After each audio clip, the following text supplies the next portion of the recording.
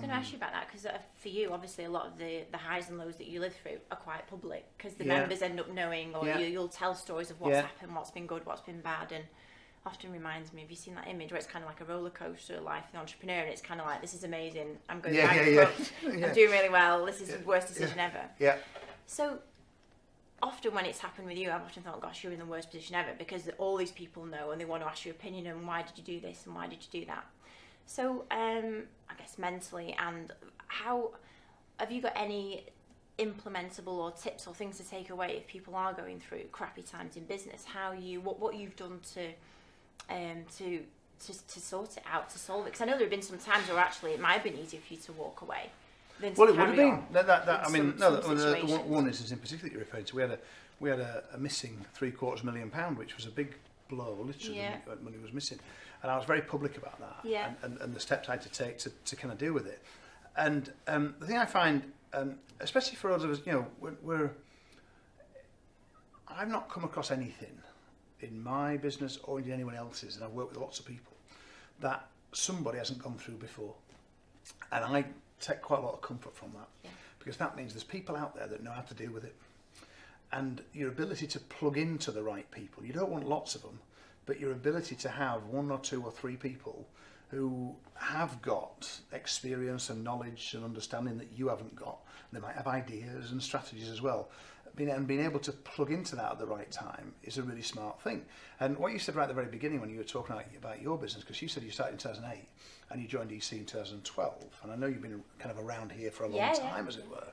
But it's interesting because those first 4 years are much more typical, because most people in business don't get any input from anybody else. They stay up to date with what's happening in their industry, the latest changes in products or whatever it might be, or legislation or standards and that sort of thing. But no one keeps them up to date on other things. And the whole world really is changing so much. When it comes down to you get customers now. I mean, because even looking back in your business, like 10 years, it's a mile away from what the environment you started out in. And if people are in some way either conscious or unconscious, but if they're oblivious to that or they're not, then you're going to end up making bad decisions, and you're going to end up in a place that you don't want to end up in. And there's no reason why, if you're running a business in 2019, there's no reason why you should be poor. There's no reason why you should have to say, I can't afford that. There's no reason why you shouldn't be able to make decisions, all of them in your life, that are positive decisions, because as entrepreneurs, we hold all the cards. We haven't got a boss. There's no one telling us what to do or what not to do. We get to choose. And just because, again, in my business, because we've had all sorts of iterations. You mentioned the £9 million businesses, and it's soon to become 10. Now, they're not all still running, but there's 10 businesses that we've built over the last dozen or so years that have all turned over more than £1 million in a year. Yeah.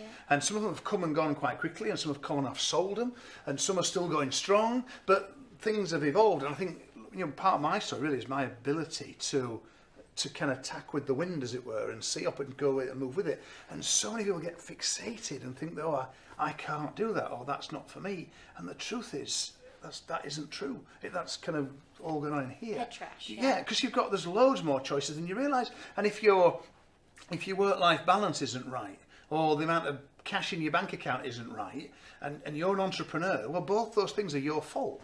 Then it's not your customer, not your staff, it's your fault.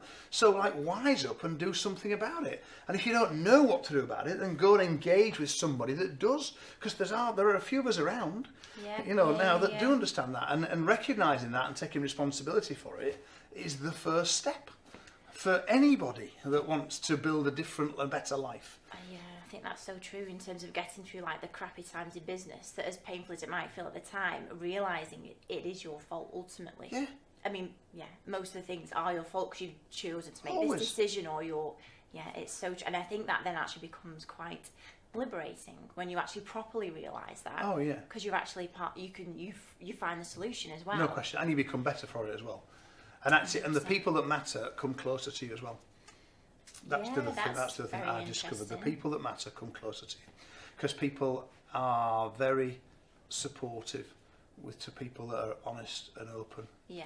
And whatever in your life, it's when the shit hits the fan, as it were, you do find out kind of who your friends are and who you can trust and who you can rely on. And sometimes just holding your hands up and saying, I need some help. Yeah. Could be a really smart thing to do. But there is a better way. Things do not have to carry on as they are just because that's how it's always been. Because this is 2019 in Great Britain. It's like, wake up. Yeah, definitely.